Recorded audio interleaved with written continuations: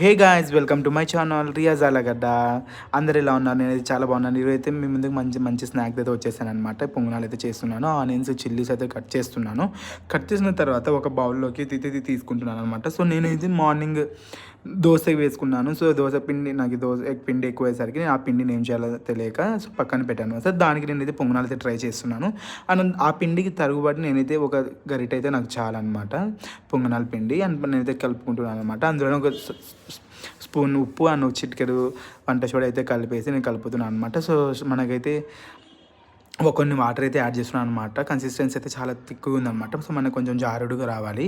And అయితే కలిపేసి and ఇక్కడైతే షేక్ చేస్తున్నాను అనమాట. సో మనం ఎంత బాగా తిప్పుకుంటే అంత బాగా మనకి లిక్విడ్ లాగా వస్తుంది అనమాట, బాగా ఇలాగా. అండ్ ఇక్కడ చూస్తున్నట్లయితే నేనైతే డీమార్ట్లో అయితే తీసుకొచ్చాను అనమాట పొంగనాల పెన్నం అయితే.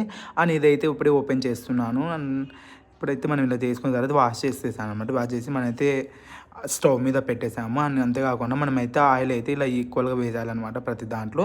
అండ్ ఇప్పుడైతే మనకి పొంగనాలు అనేది బేస్డ్ ఆన్ మన సైజ్ అనమాట. ఇప్పుడు చిన్నపిల్లలకైతే చిన్న చిన్నగా వేసుకోవచ్చు, అండ్ పెద్దవాళ్ళకైతే కొంచెం సైజ్ పెద్దగా వేసుకోవచ్చు అనమాట. నేనైతే ఒక మీడియం సైజులో అయితే వేస్తున్నాను అనమాట.